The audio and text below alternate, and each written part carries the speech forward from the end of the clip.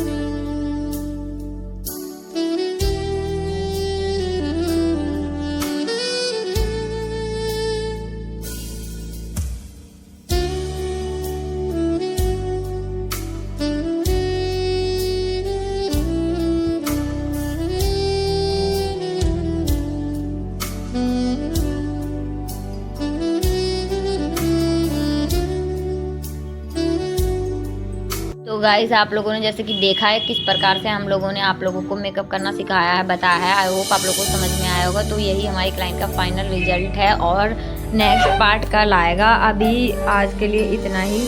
आप लोगों को नेक्स्ट पार्ट कल आएगा, तो आप लोग नेक्स्ट पार्ट कल देख लेना। कल सीख जाना आधा मेकअप आज बता दिया टिप।